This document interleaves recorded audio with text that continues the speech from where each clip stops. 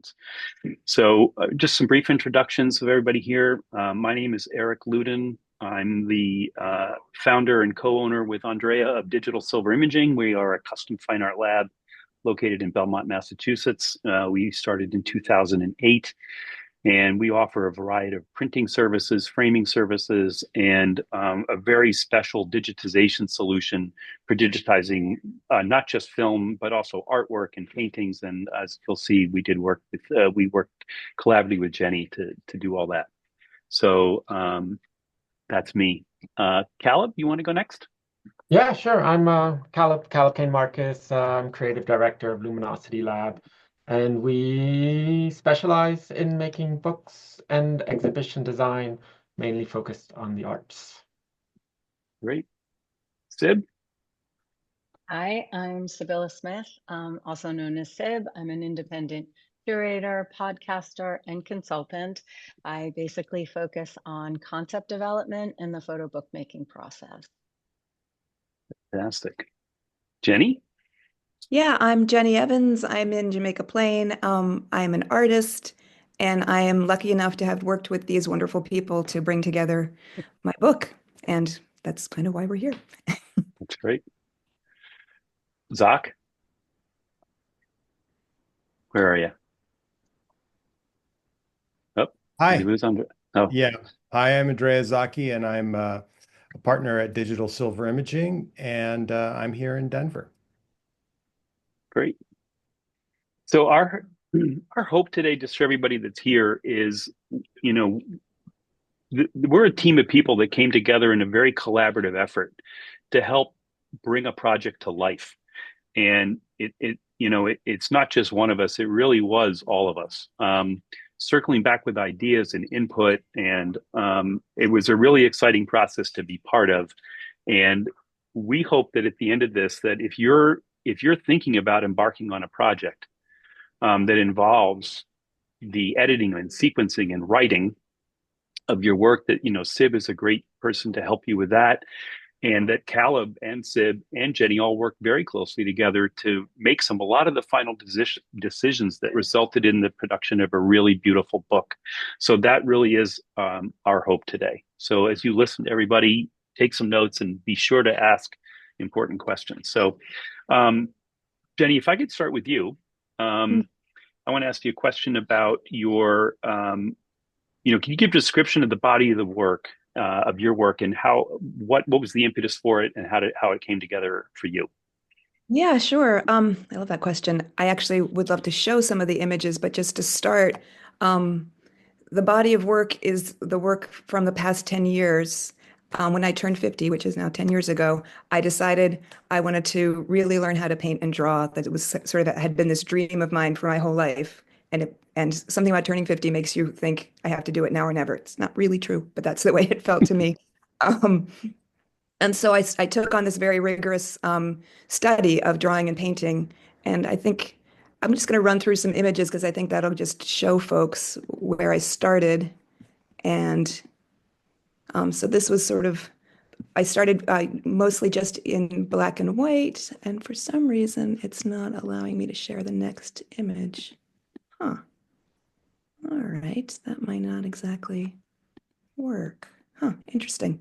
Go Okay. outside, Jenny, and see if it goes to the far Okay. side. Maybe. Okay. Um, let's see one more time. Okay, so go out here or Yeah, sometimes there's an arrow. Yep. So go to the other side, to the right, yeah. and Okay, there we go. Um, so there's at first I used mostly black and white ink in order to be confident and not be able to erase. So that was a lot of the initial practice and a lot of figure drawing. Um, and as I gained skills, it was also the time of COVID. So I started drawing a lot of self-portraits and a lot of cats because I like to draw humans and life. And so I was the model that was always available. So started, and you can see as time goes, I put this one in for scale. A lot of the images look smaller than they are.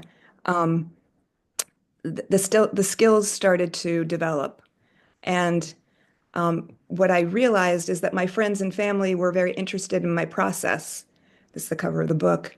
Um, And I wanted to encapsulate this time period of doing this work, which ended up being not only self-portraits and cats, but also a family history of, this is an image of my mom in World War II Germany.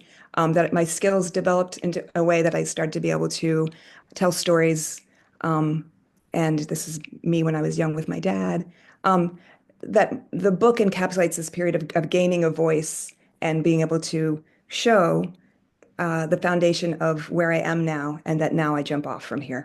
And I started doing images that take us out into the world.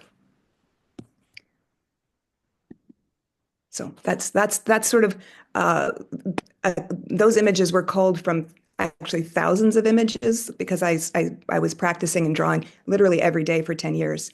And that is, I had an initial developmental editor who helped me cull that. And then I brought all that to Sib, who really helped to cull those images. And I can show some pictures of Sib and I working together when we get to that. All right, that's great, Jenny. Thanks for that introduction. And then tell us about, you know, how you. I mean, I know how you and Sib got connected, obviously, because we've known you for a long time. But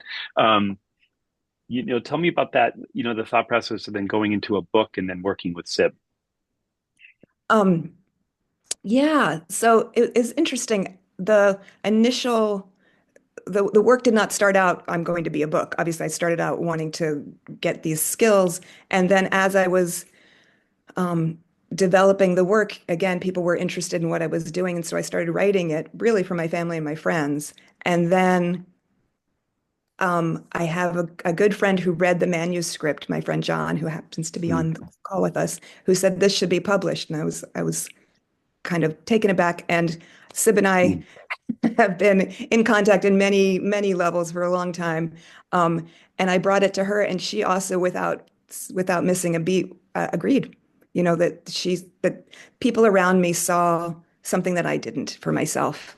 And I think that is something for that working with Sib, she's she's a straight shooter, so she's not going to tell you something it should be someplace it's not, but also could really see something for me. And so she elevated my sense of vision for myself, which was really very moving to me. Great. And then, so Sid, then how did you and Jenny then kind of begin that next step, like from discussing this as an idea, then into the next step of the part that you collaborated with Jenny on? It's so interesting because we basically have an almost 20-year friendship, but it is crossing back and forth on design and concept in a lot of different forms. It began with her wedding dress, so I'll just put it there. And when Jenny was doing this drawing, I knew she was learning that skill set. And then the writing component really underscored that she was taking on what's an artist journey. My whole framework and everything I work on is developing concepts and taking Mm-hmm. intangible things and making them tangible. Well, she was giving us a guidebook on how to make a dream come true on one level, on what it takes to develop a skill at any age. Mm-hmm. And when she started to write, she used her own life as a uh, inspiration, frankly, and was able to look both backwards and forwards. And if you can think that during the pandemic, when she was tired of cats and herself, she was going into her family history and looking at photographs. And from those Mm-hmm. photographs, making paintings. So I saw in what she was doing, first of all, I saw her develop as an artist, and it was so exciting to see her gain that skill set and to even go from that black and white when she mentioned using ink and not being able to erase to being in all different mediums. I've seen her studio where she was working sometimes on newsprint. So I always knew from my history with her that she's a multimedia person, and seeing in different forms and textures huge. So anyway, my piece was I could see this was much bigger. If anyone's familiar with Hmm. Julia Cameron, who got her name by doing an artist way and telling you to do morning pages, I don't know, 30, 40 years ago, this is like an illustrated guide to an artist way. So I saw the bigger picture and I saw the bigger audience. And it was really kind of comical at the beginning because Jenny was like, I need to do this for my Yep. friends and family. And I said, no, you need to do this for a lot more people. That's great. And that's what happened. And so what, so once you kind of both decided to go down this path together, right? Tell me about that part of the process, with artists working with you, Sib, and how that developed. And what was it like for you to work together? How did you do that together? Um, we Because can go you had back to and look at a lot of work. totally. Well, first of all, that's it. Jenny is really a resource queen. It doesn't matter what the subject matter is or the issue. Somehow she Mhm. just puts her tentacles out there and finds what she needs. So she was working with her friend John, with other people. She's a big networker. And she was getting feedback. I came in from, I would say, the art world Yep. and also did that feedback too. So it was a combination of whittling our attentions. And once the book became a firm reality, we got cracking. And Jenny was looking for book designers, she had editors. Um, yeah, I got on a moving train. And Jenny, what was that like for you in the beginning? It was thrilling. I mean, I will say about working with Sib, she is all in with you when when you're um this is skipping ahead a little bit, but just to say when we were figuring out the title of the book, Sib and I had a text thread back and forth for I don't know, it was 2 weeks, 3 weeks, and it was very active. And it had to feel right in both of our guts. And it was not going to be just my gut. It had to be, and which was wonderful because it was such a partnership. Um, to really engage with Sure. someone over your own work. There's really not a lot that's better than that. I, I mean, just to give context, I guess, um, how many pieces of work do you think you initially, I mean, you were very prolific, and as Sib said, you were, creating and pulling from a lot of different influences. How many pieces of work do you think you started with that you guys had to look at that you culled this down to? I think that's an important thing for people to consider. Like Yeah. because I imagine it's overwhelming. Yeah, yeah, I will say. So I have just a one step back. I have a teacher that I've worked with for many years since the pandemic, and I wrote the initial manuscript, and he and I, Jim Pintar, and I matched many images out of thousands of images that were relevant to the book, and then we took that, or I took that to Sib, and so I'd say Sib, you were handed probably 600, 800 images, something like that. And we culled that down to there's 283 images to be exact in the book. Yep. And that I learned a lot. I mean, Sib is such a teacher also. I learned a lot from just the process of, and as an artist, there were whole stories behind the images that nobody knew but me. So I wanted this image in the book because of what it said to my journey, but that part of the journey wasn't part of the text. So nobody was going to know about that. And so Sib really had she was I'm not going to say ruthless, but I can't think of the better word. I, She was like, no, that doesn't go. And it Yeah. was really I really needed that firm hand because when you're the artist, like, oh, what about that one? Oh, but I love that one. Hmm. And got to really learn, what her eye was on digestibility for the audience as well, beauty for the Sure. book. But, and that's why I hired these guys is like, let's make a book and so that Yeah. people can actually get through it and not be overwhelmed with the images. So, getting to see like, oh, this really is a repetition of this one, or this one doesn't stand up for whatever reason. Um, was really, and how you pair them, like that it was more somewhat about the relationships amongst the images, Mm. how they got into the book, not just on their own merits. I think Yeah, that's I can a jump. great skill of Sib's that I've seen having, you know, full disclosure, Sib and I are married. A lot of people don't realize that, but we are married. We've been married for 30, it'll be 33 years this year. Um, so, I can um, articulate that for just to give the other side. I think what I bring, and maybe the word is demanding, I demand an overriding narrative that is defined. And that's my job, is to define that overarching narrative.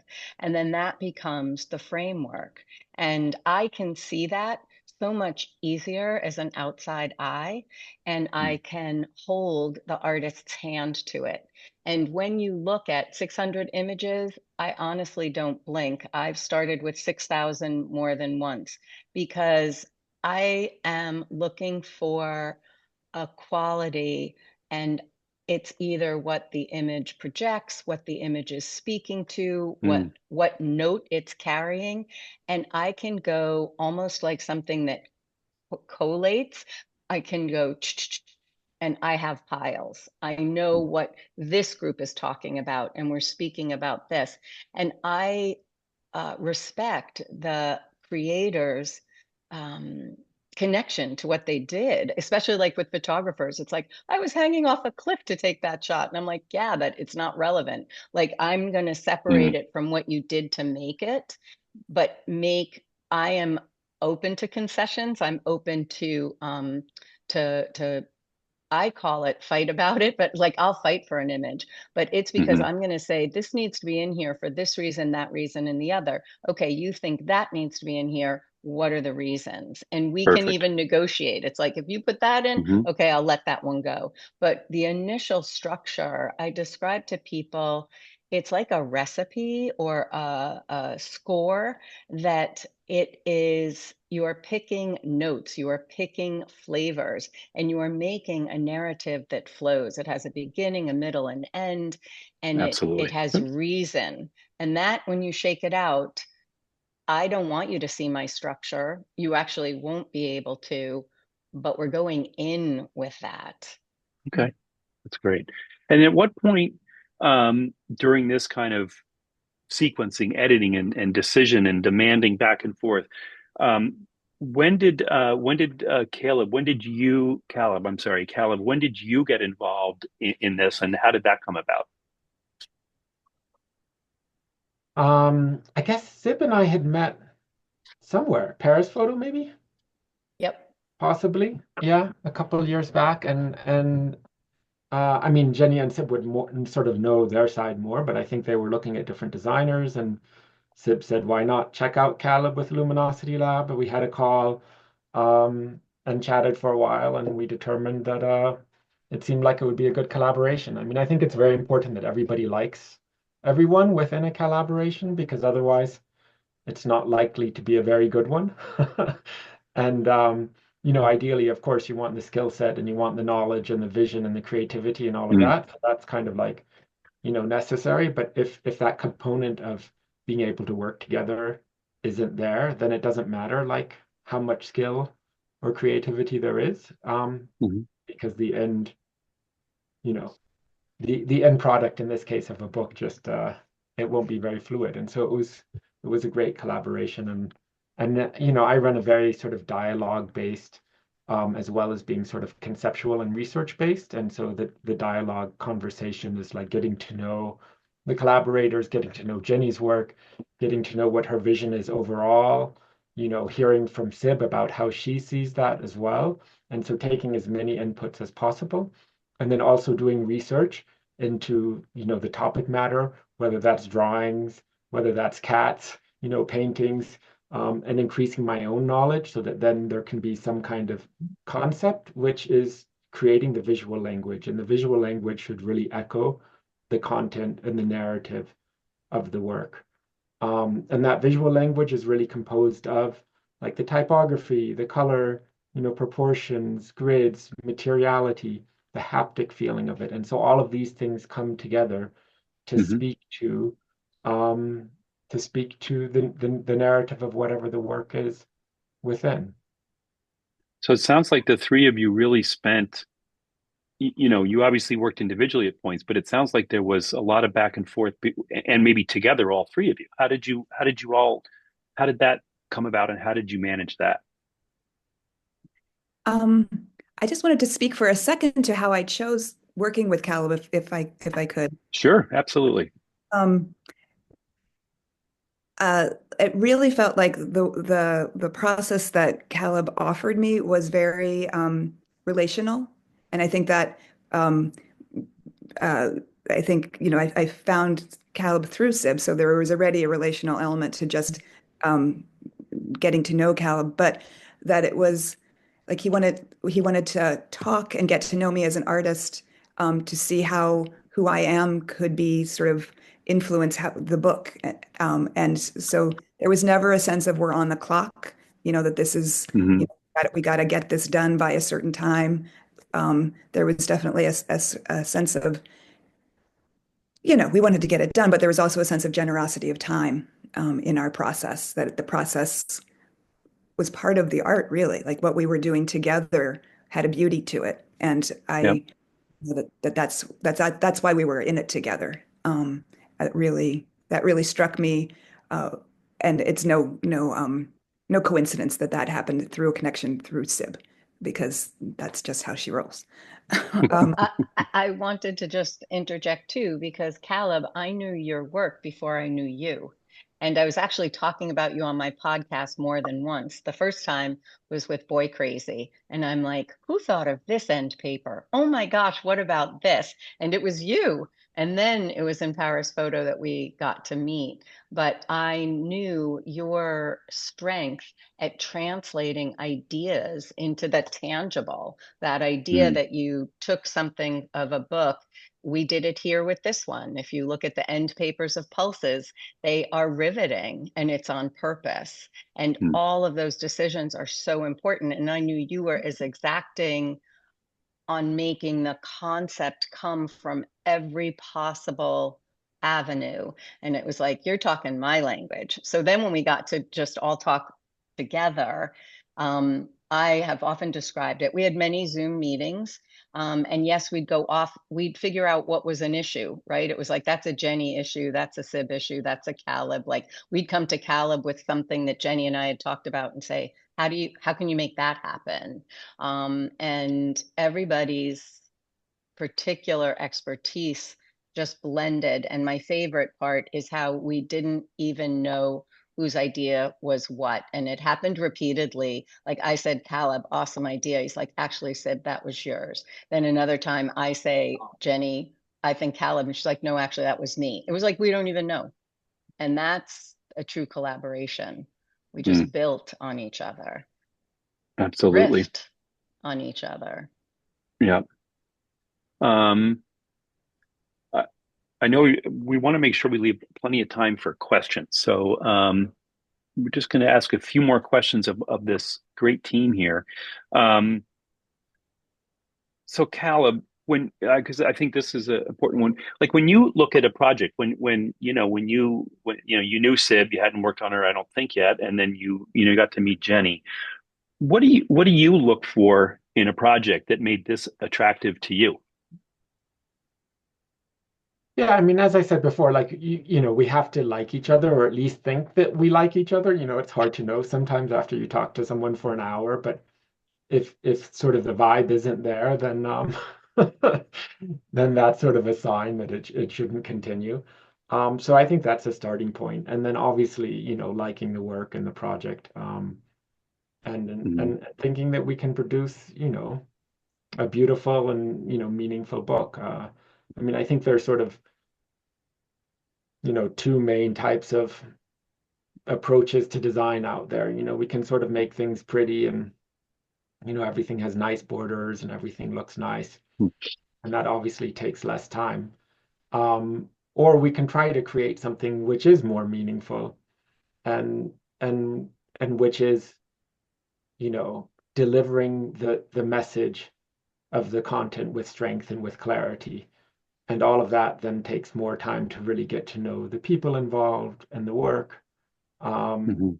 so that it feels the content and the medium of the book become inseparable from each other. And I think that's when it's successful. Like we can't imagine it in any other way. It's not just the images on the page and they have a nice border, but just the Sure. whole form. It becomes, we're using the medium of the book to its fullest, really, to be able to Yep. express, the narrative. And yeah. So, ideally we want That's to do great. all of that, and we figure that out in the first hour that not how to do it, but at least that we might be able to do it with this team and this collaboration. Um, and yeah. So I think that I kind of wanted, dovetails into one more question about it. Is, because I think there's, and Jenny, I think you answered some of this, and Siv, you echoed it a little bit, but the idea of like, how do you know when you have material for a book? Like, how do you know you're ready to actually go the next step? And then the other question that Caleb, you can answer maybe after you hear from them is, have you looked at, how many times you've had to look at people's work and say, yep, you're ready, or no, I think you need to do X, Y, Z, and then we can do a book? Like, how do you work? How does an artist, a designer, and a, what Sib's, development, how does all that work together in determining that you're ready? If you're not ready, how do you tell people what they need to do to be ready? can I just interject? Because I think it's important. It's a very specific example that one of the things that happened when Jenny and I worked together is I made storyboards. I knew the central areas that we needed to hit, and then those were my depositing places for the different Mm, stories. So Jenny and I worked on that probably a couple times in my studio. And then we handed that to Caleb, and we're like, okay, now you figure out how this all works together with the text, et cetera, et cetera. So it's like, it's very scaffolding. mm, So that's not about your current question. It's just something I thought would be helpful for people to thank you. know. Yeah, It's the good back point. and forth. And Yeah, I don't know if this is going to be super smooth, but I have images of that I could share. So let me see if I that'd be can great. Mhm. get Thanks. to. And I'll think about that. I just came from portfolio reviews yesterday, and out of 9 people, there was someone who was just graduating from an ICP program, and I was blown away. The work was so realized. And what I look for, and when I know something is ready for a book, it's when the person is answered why a book.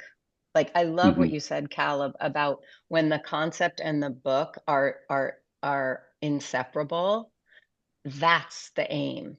And if the concept isn't deep enough, wide enough, clear enough, etc., I think that it used to be that I would hear from people as a consultant, I need a solo show. Now I hear I need a book. Well, every project and every group of photographs or artwork doesn't need either. It's really, I'm a process oriented person, and I will continually put you back to your process. It's like, look at your work, be in Hmm. conversation with your work, and it will determine the product at the end. Perfect. So thanks, Jenny. You got some nice, it's cute. That's Glad to see the hysterical. coffee cup. That's Yeah. important. Whoa. So this is so we've got one of them there, and then this stack of them here. But altogether, it was quite an impressive feat that and this is the end product. The ones that were in a big pile that didn't make it on here are sitting next to. So this is the work of Sib here, and you can see there's all these lines and annotations, and that's direction for that we then handed to Caleb to take and see what made sense. Like he had the text and these images, and Sib's saying like here text around, that this one might be on its own, that this small image of me as a child mirroring the larger image of me, how to work with that. And then Mm, Caleb took all of that and took all of this into consideration, but also had the real job of rubber meets the road of how this actually happened, and then made decisions of his own. And here's a little shot of us all on Zoom, talking about one of these. yeah. Um, so, Were but those that's actually, were those, I'm sorry, so when you mentioned the storyboards earlier, are these the storyboards you put together? And are these little prints glued down or taped down, or are they just laid Taped, on top? They're just taped on taped. there. Okay. Yep. And I think And we that's, just had to keep pulling up. That's why you saw in one of them, it says like 32A, because like we'd find something later and make a new piece that came in. Mm-hmm. And those lines are kind of pages as we Yep. started getting further, knowing what were actual pages. And so, Jenny, did you um, were these photos that you already had, or were these some of the ones that you then printed from our digital files that we made for you, or are these, what's the story here? so these were before we took the work to you. So these Okay, were just snapshots, run snapshots. run fairly cheaply so that we could discard Right. them and then move on, and then brought you what was really the Yeah. meat. Yeah. Yeah, I can't emphasize enough, I think, this idea that when you're working with artists or photographers, the idea of having work prints, little inexpensive prints that you can lay out in sequence. You can't do this by just having digital files. It just doesn't work. You can't do the shuffle that Sib and Caleb and Jenny did if you're just working digitally. So I think I'll that's an bring in important part of another it. thing.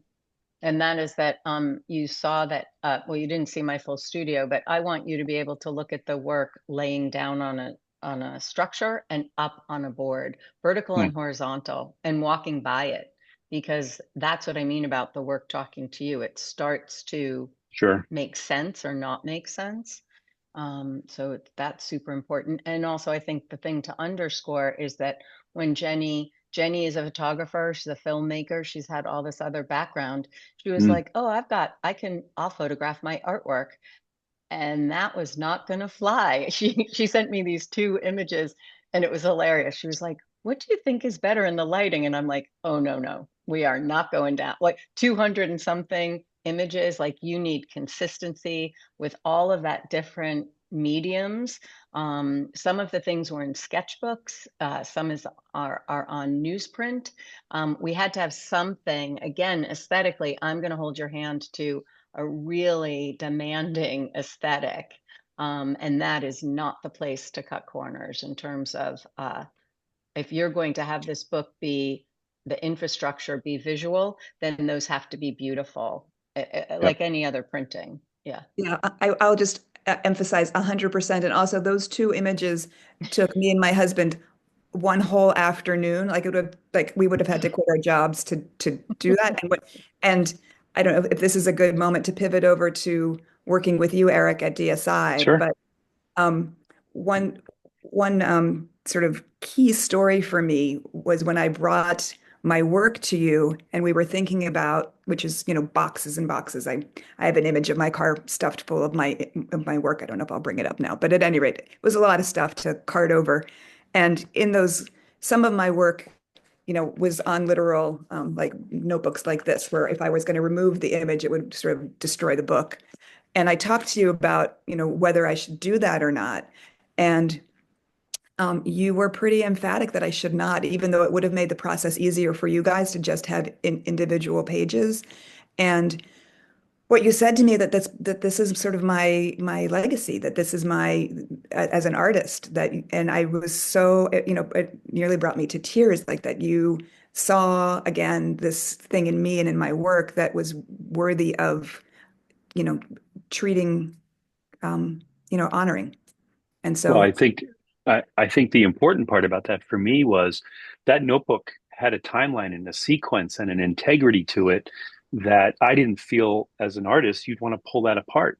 And we had a way of, keeping everything together and digitizing it with our system that made sense for your project. Absolutely.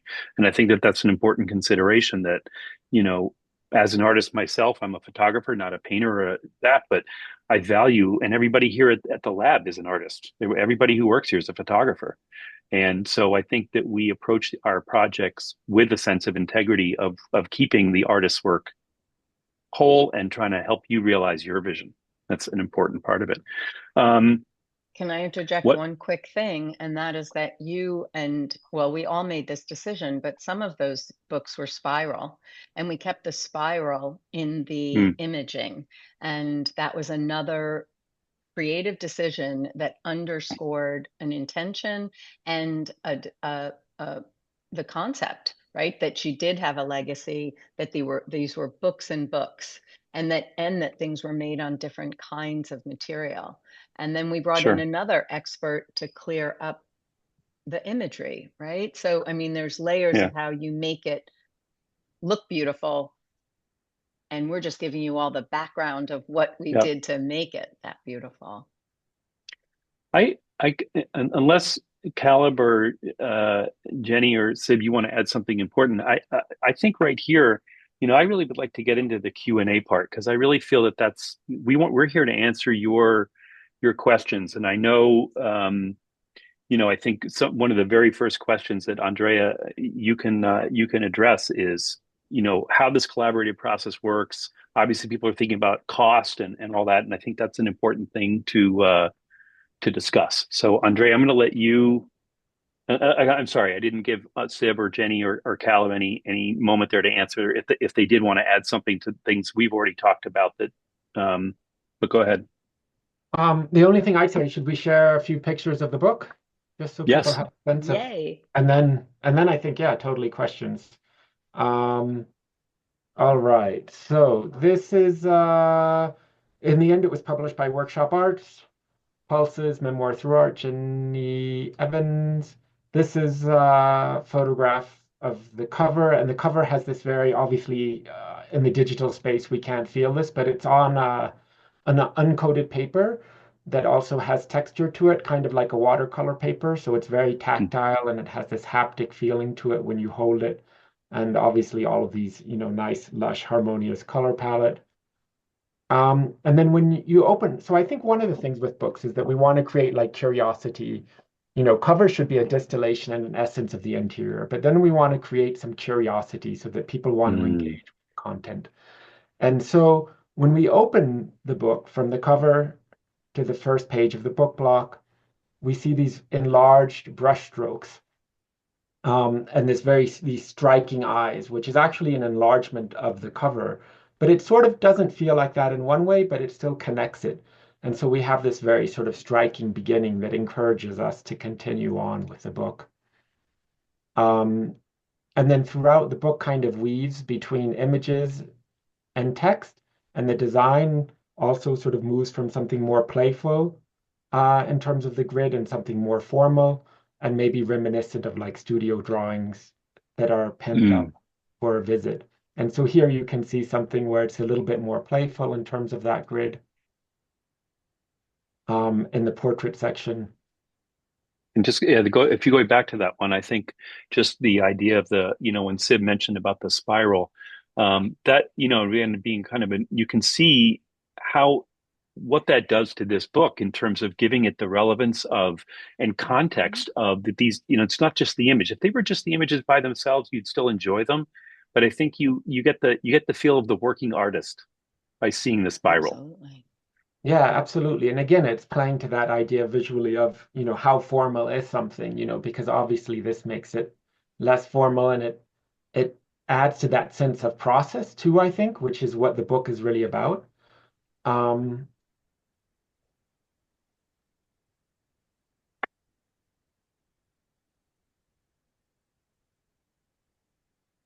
and then the narrative itself, it's exploring the creative process and also all of these sort of interconnected stories, which include a lot of Jenny's family origins. And then Mm-hmm. that's obviously expressed through the text. And there's, many, many, many pages of text as well. Um, and sort of these wonderful connections between the text as we read it. In this section, as you can see, we have like small drawings that are based on family history, which then sort of is going along with the text as well.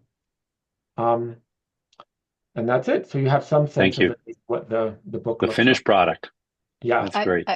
I will just circle back, because on the back, that was a decision that both of you brought up, that because it's such an unusual book, which it is, you asked me to write an overarching piece, and that's what ended up on the back cover.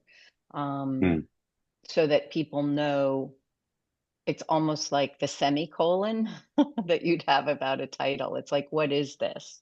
And so I wrote that overarching narrative that I said we made sure we had clarified. That's what I shared. Sure. Great.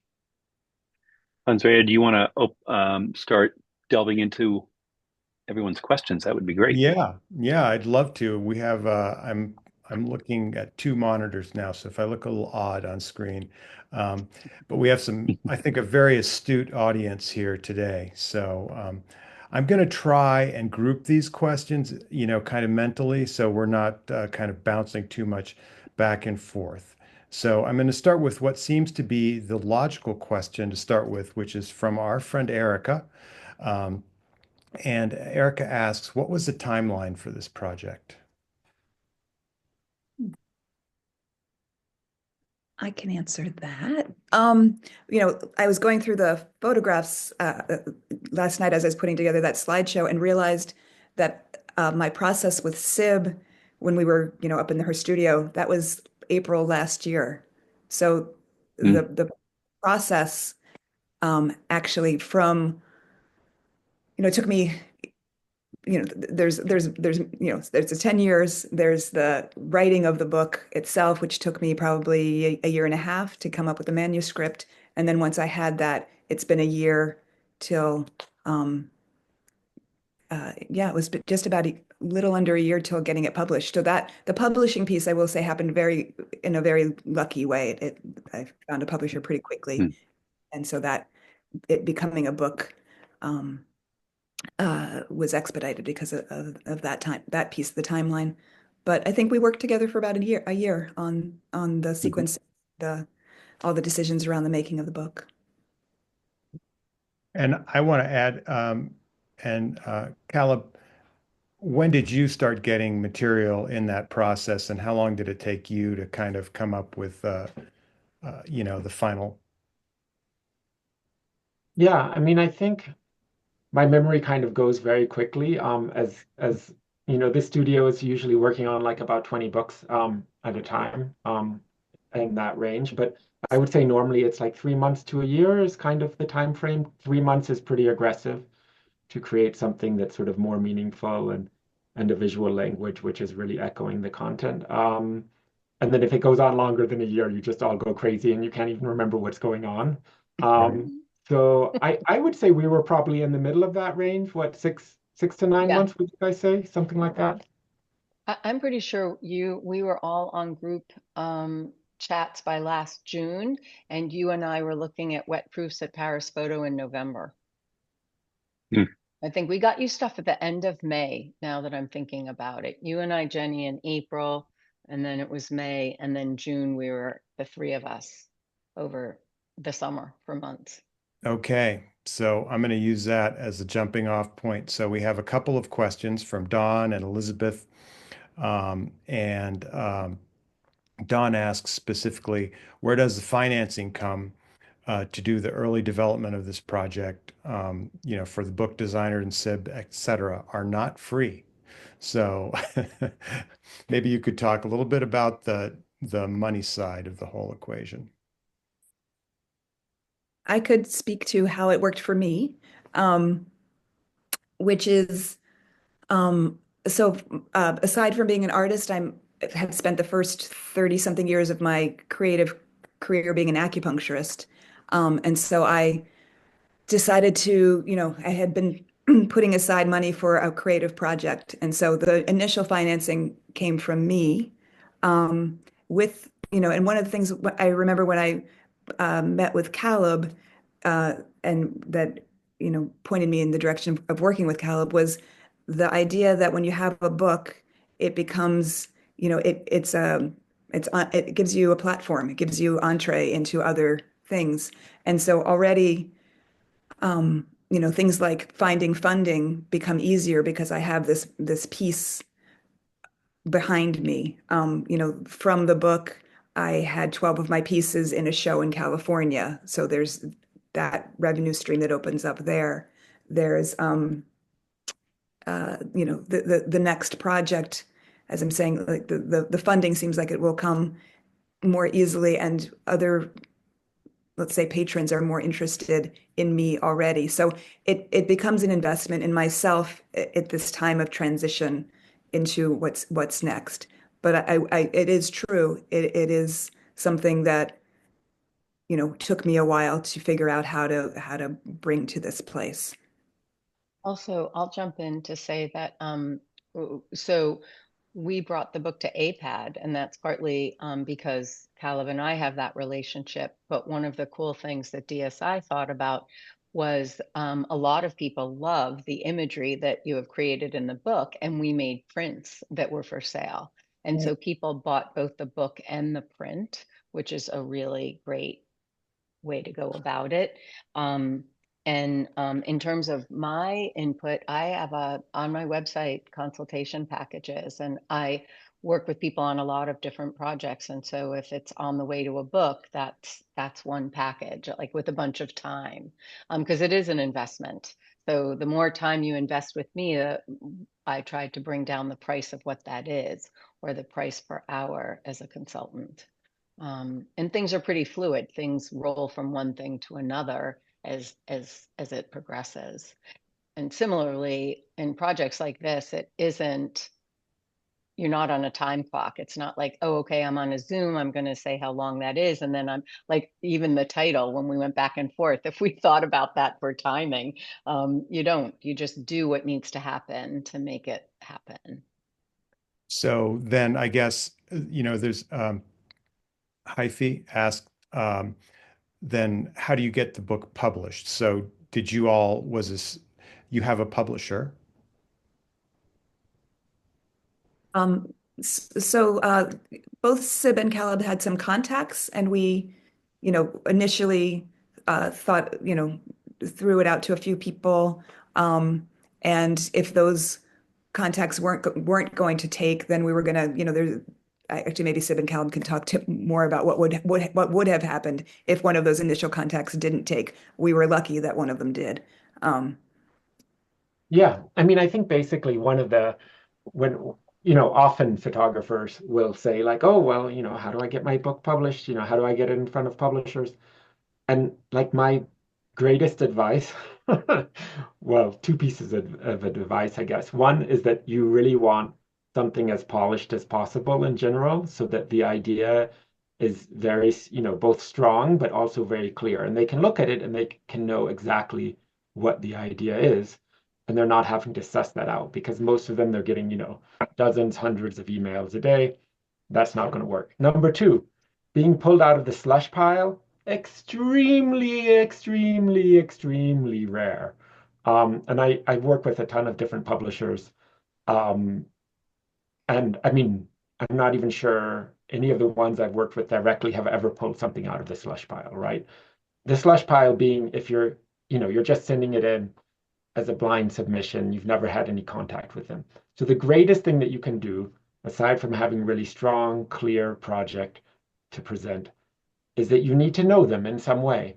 And maybe this is through a portfolio review. Maybe this is through meeting them at a gallery opening, and to sort of start to build that relationship. And this is something that takes longer. Maybe it takes you a year. Maybe the first time you go to a gallery, you meet them.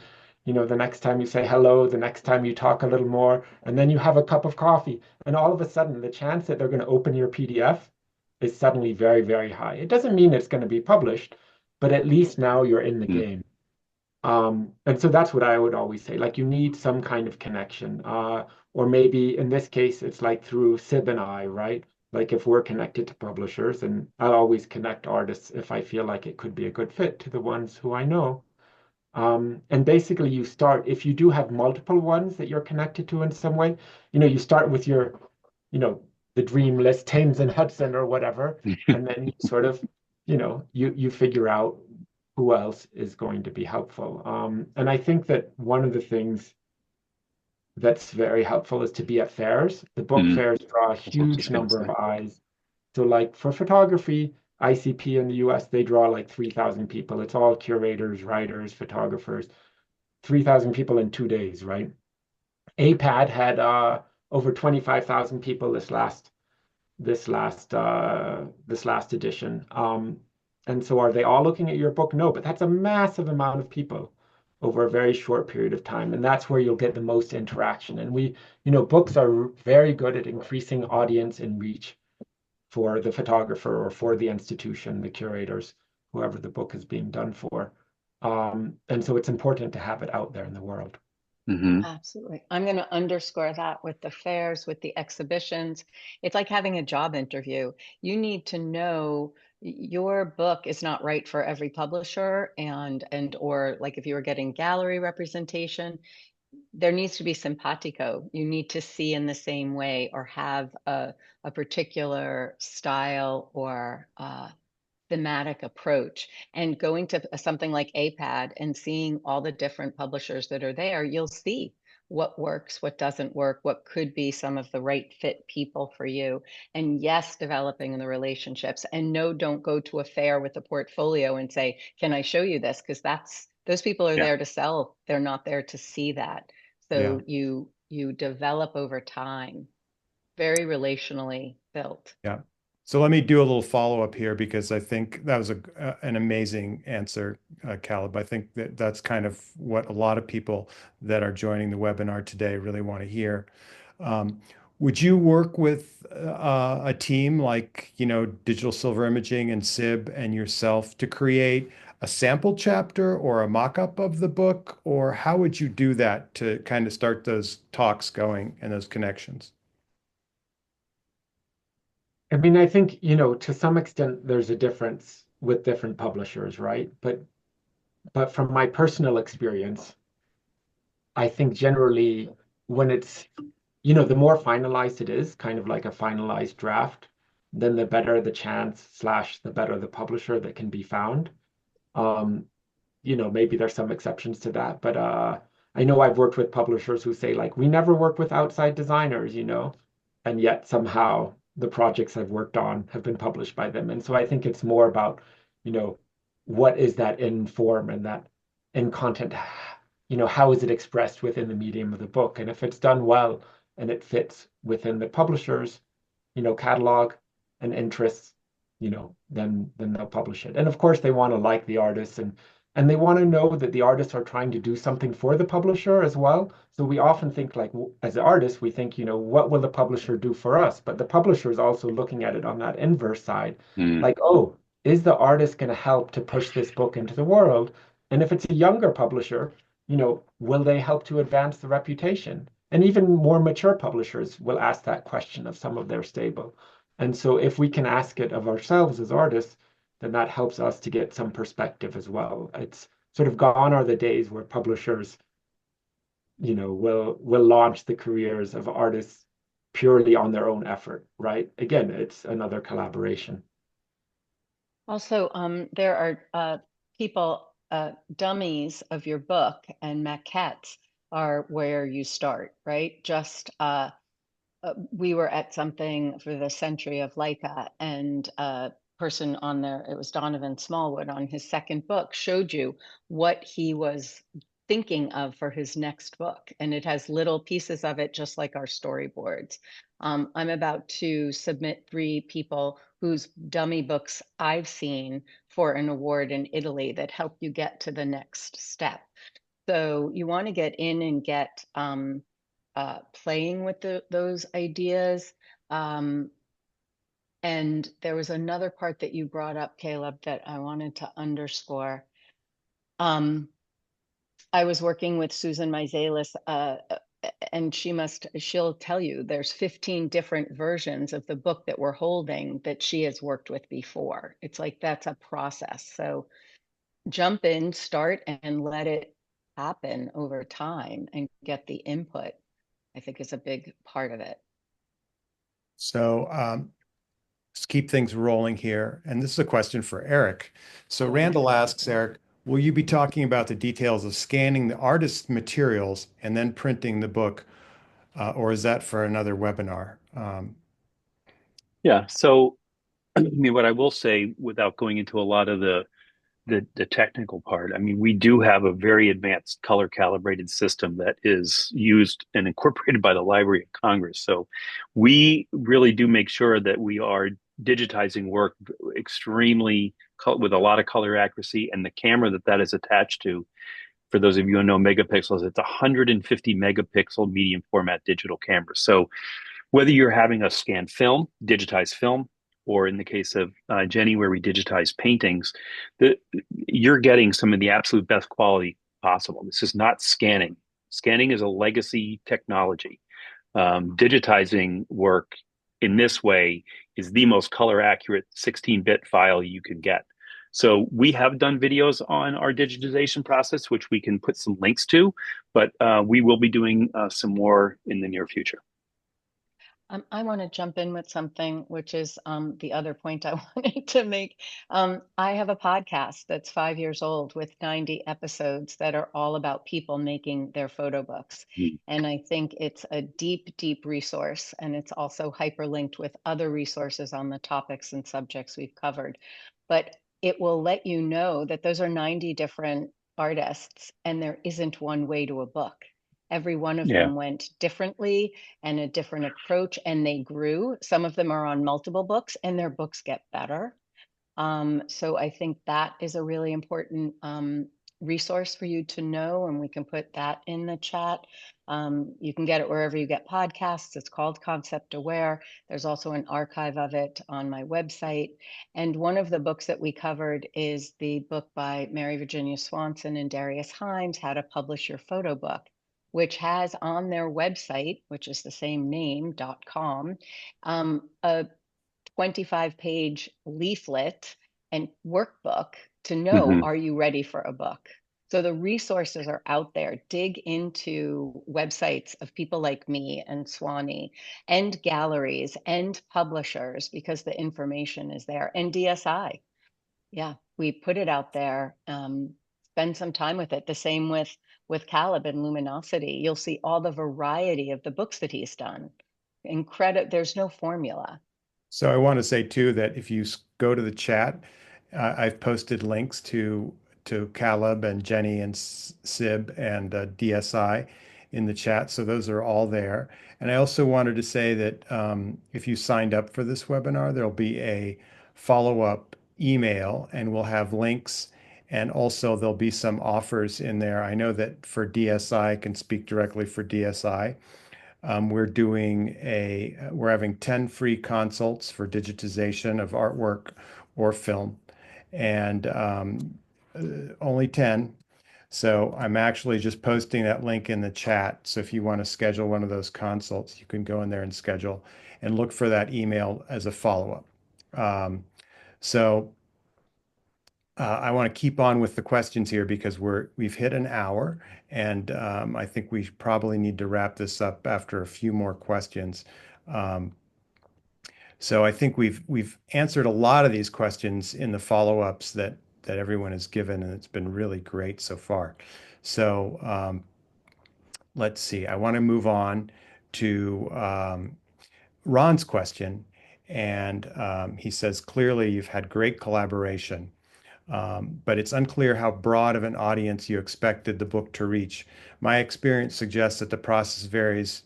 If one is aiming for a short run, he says 200, a modest run under 1,000, or a more commercially oriented in thousands.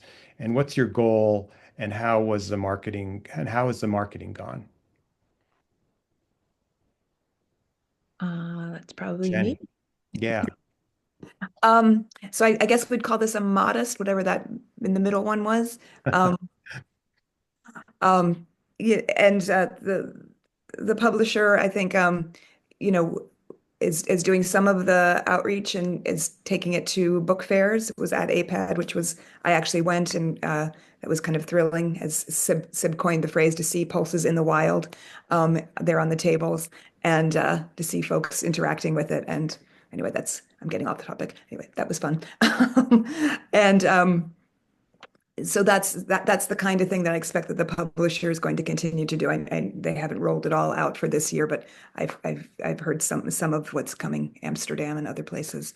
And then I also do some of this myself, and Sib and I will be doing some talks together where Sib will be interviewing me at some different places around. So I will say it's probably the reach that we expect. There's 600 copies that were created. If all of those sell out, there's a possibility, that could turn into something else. But mostly I see it as, I go around, do talks, we bring some books with us, they get sold, and the publisher does some of the same. So Yeah.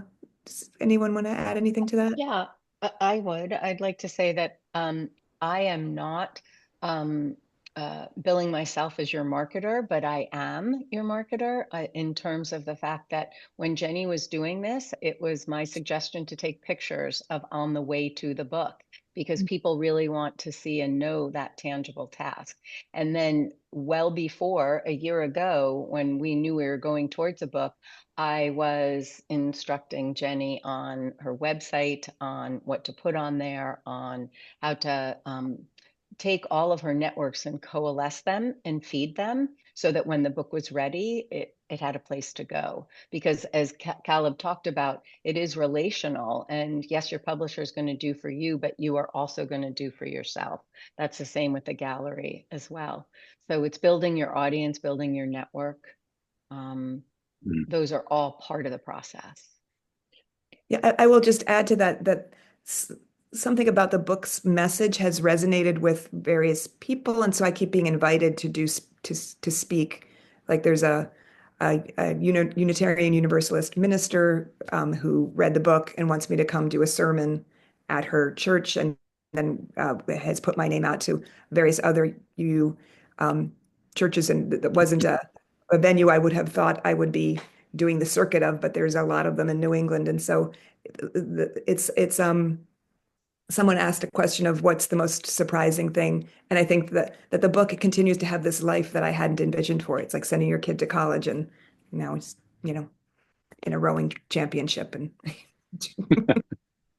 I also will say one quick thing in reference to that.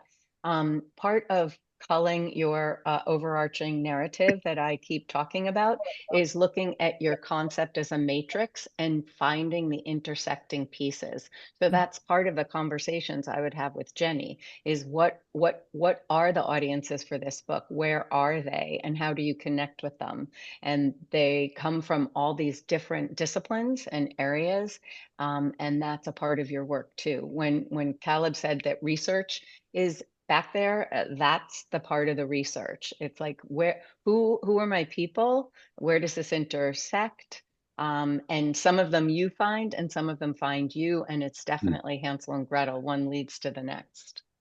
I also want to interject here that we've had several of our clients who have um, made a special release of their book, like Sib mentioned, or I think Jenny mentioned earlier, with a print, so that you have a limited release and then you get a print with the book. And these have done all that I recall that we've done have all done very, very well.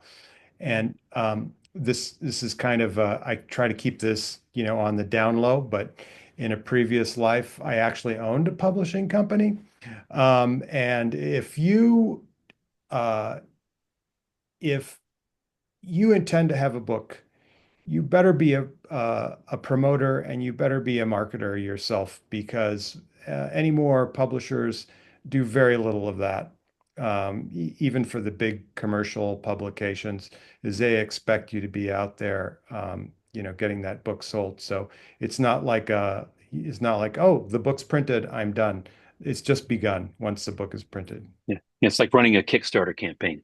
If you don't get out, if you those of you who've done Kickstarters, and that's not a bad way to help raise funding for doing a book. I will tell you that those we've helped numerous clients launch their books on Kickstarter and raise funds by offering print rewards and things like that. But I will echo what Andrea said. If you just put a Kickstarter campaign in and go check it in 30 days, you will not have raised the money. It's a labor of love. And the Kickstarter campaign, frankly, is a great way of helping promote a book. So if you're thinking about raising funding, I would not shy away from crowdsourcing. And also there's self-publishing. There are different models in publishing Minor Matters books, pre-orders books. They get 500 people behind it, and then that book can go to press. Yeah, there's many ways to get there. So I just want to, I think we're going to need to wrap it up here shortly, but I want to answer two more questions. So I'm going to start, and if we can keep this succinct. So Don asks, I'm going to ask a question from Don, and then John, you have a three-part question. So we're going to get to yours last. So Don asks, can you, and this is for the panel, can you address elements of book design to focus on the choice of paper and binding? Great question. Maybe Caleb, you can start because from a design aspect.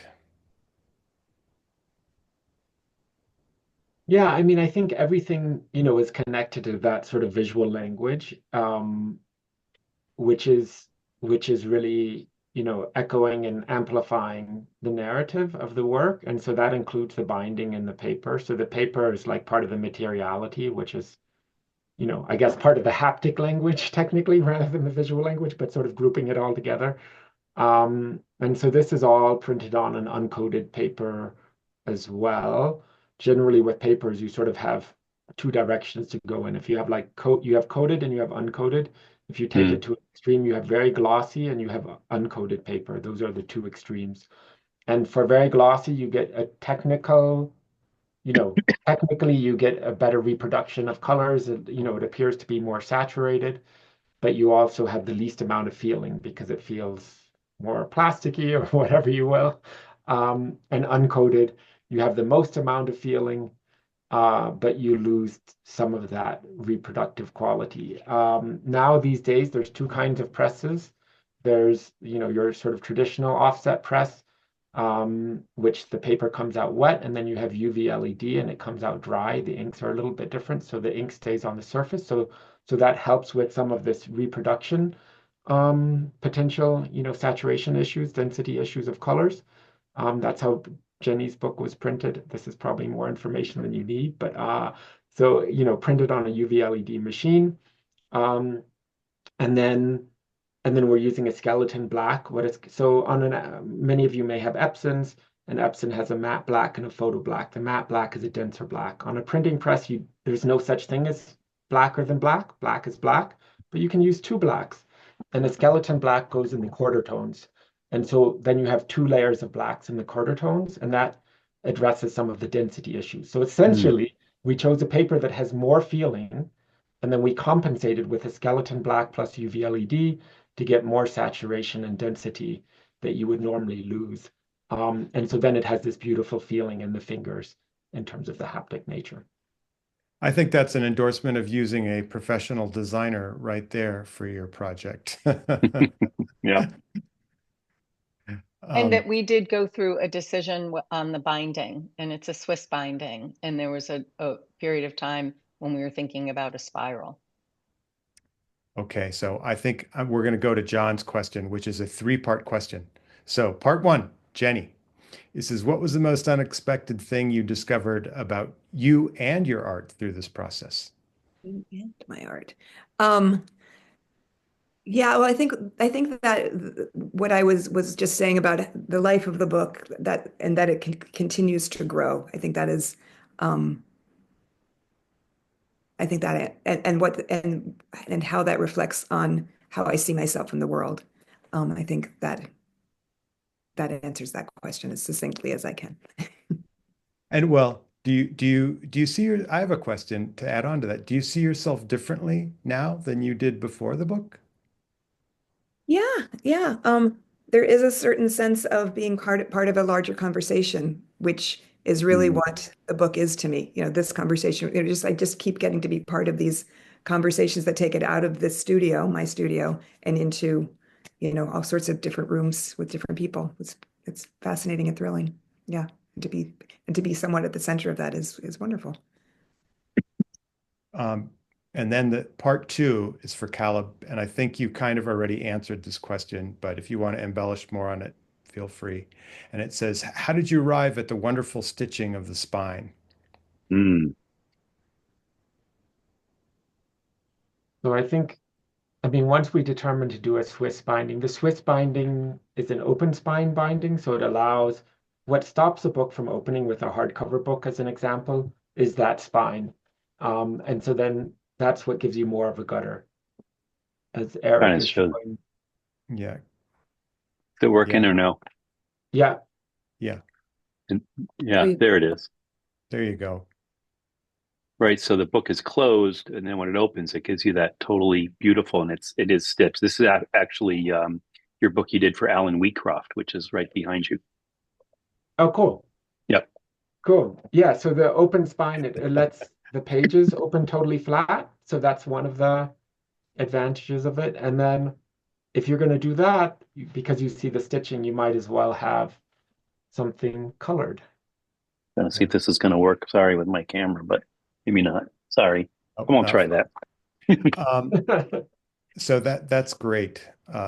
And now finally, Sib, how did you go about determining the right balance between text and image? I'm astonished at how well these work together and how many images squeezed into the book without it feeling crowded. That's a good question. I did put my 2 cents in on the text uh, somewhat, but I feel like I leaned way more into the visual and then blending them, as you saw my notes, as you do the storyboard, it kind of makes sense. And then that's something that we collaboratively did in terms of determine how many to a page. Sometimes when we were going through, I would pick up that we had two of the same, like maybe 20 pages apart. And when that's common, right? Things like that can happen. And so it's like, okay, let's pull that out. Or we would have to suss it out. We went through the book in its final form many times, many times. And we sent it out to a copywriter and too. Because I can tell you, and I think Caleb, you said it at the beginning, like there's going to be a mistake. Like, like, forget a period or to dot an I or whatever. But yeah, we do our best. And those storyboards went back and forth. I mean, it was Jenny, you definitely pulled out some other things like, could we, like bring in this and we would weigh it out. And then we had discussions too, where if there was something important, we had to know Caleb's expertise, which is the whole idea of the book. Like you don't just put in an extra page. Depending on your binding, that's going to Mm. be a different math formula. And like Jenny and I would be like, oh, okay. Like, so it's like if you're going to take out this picture or add this picture, then it meant you had to do some other things. So it's constantly weighing back and forth. And frankly, I think overall, um, I wouldn't like less is more in the sense that like you want to hit that note, hit it and move on. Like one of the things that I talk about with people, I don't want your book to be your greatest hits. That's like a big yawn. That is like monotone. It's not what we're after. We're after Yeah. flow. So I just Mm. want to, I think uh, I think we need to wrap this up because we're hitting our time limit. But I just want to read one more thing that appeared in the chat from Amelia. And this is a comment and question for Jenny. And it says, this book is so inspiring. It gives a lot of hope in growing as a person, following a childhood dream in later life, and also in the power of storytelling and community. Um, and she's curious about how Jenny's family responded to being in the book, The Mm. Fear of Great. Unreal. That's a great question. Um, I was worried about that. And I read this book, Why We Write About Ourselves, and many memoirists, famous and not so famous, talk about this. And repeatedly in that book, they say, don't use a book to air your dirty laundry or to settle a score. It will come back to you. Don't do that. And that's actually not that interesting to everybody else. Yeah. Not that I was trying to do that, but it was in my mind. Mm. I was, I wrote some about my mom's history, coming, she lived through the bombing of Berlin. She grew up in East Berlin. How it would be for her for me to write about some things about that history. And I have to say, my whole family was really, really supportive. And talking about the feel of the book, my mom, she's 80 years old and she's adorable. She felt the book, put it under her arm, and walked around the kitchen like, I love this book, because she read it Mm. and she loved how it felt, and she stayed up all night the first night I gave it to her, reading it, and then So has. sweet. So just to say, it went well, but I was thoughtful about them. I have to say, I was thoughtful about my family. Well, your That's family great. also made a song from your poem, and you can go see that on Jenny's website. And it's in the book, there's a way to go to that. I mean, layers of creativity. You have a Mm, particularly creative family. That is true. So There's a QR code in the book that you can see the song. yeah, and I'm going to send links in that follow-up email. If you're seeing this on later on YouTube, I'm going to put those links below. So it will be available on YouTube if anyone's wondering if you want to watch it again. Um, mm, and I think at this point, also look for that offer that we're going to be sending from Digital Silver Imaging and from yep. Sib and Jenny, and also contact for Caleb, and all their contact info will all be in that email. So look for that Yeah. email. Eric, do you want to Yeah, wrap it up here? yeah, it was nice to see a comment from a friend of ours who's a local photographer, Andy Caulfield, who had two amazing projects on the singer Madonna. And both of those books sold incredibly well. And we did work with him to tip in a beautiful 8 by 10 silver print and one and a color print in another one. So I just want to sort of end on the note about collaboration. And I've been in this industry for 40 years and I've loved it. I still love what we do as creative image makers. And I remember a while ago, a friend of mine said to me, he said, if you ever want to stop running a photo lab, you should just be a photo concierge. Because I believe in making connections. I believe in the collaborative process. And I know that about Caleb. I held up Alan Wheatcroft's book. I met Alan Wheatcroft at APAD, looked at his book, and Alan was there. And literally just yesterday, we finished printing Alan Wheatcroft's show that is going up in I forget where he is, but we just produced an entire exhibition based on meeting Caleb and Alan at APAD. And Sib and I have made countless connections with people from people we met at Photoville that we've then introduced to galleries who then had shows and exhibitions that Sib and I have both worked on. Um, so we are a collaborative team. Everybody on here, I feel, um, because it's strength in numbers, right? We can't operate in silos, and we will. That's the only way we're going to get these kinds of projects off the ground is by collaborating with one another and making suggestions and making introductions and connecting people to other people. So I just want to end on that note that we firmly believe in collaboration. If we don't do something, it's kind of like the old "It's a Wonderful Life" story. We will find, or the Macy's Day story, whatever that was. We will find a place to help you get it done. It's our firm belief, and we're in it. We're in it for the long haul. So I'm really grateful that we had this time. It was nice to see everybody's comments, especially what they learned today. That's why we do this. We're not here just to be talking heads. We hope we've educated you all today, and you grabbed some valuable information. And we want to hear from you on your next project. Questions, you may not be ready, but reach out to us. We're here for you. Okay. Thank So you, I hope. everyone. Thank And thank you. you to everyone that attended online. And special thanks to Jenny and Caleb and Sibylla. Yeah. Thank you all. Thanks for your My input onto pleasure. this great conversation. Have a good day, everyone, and maybe we'll see you at Photoville. Bye bye. Bye.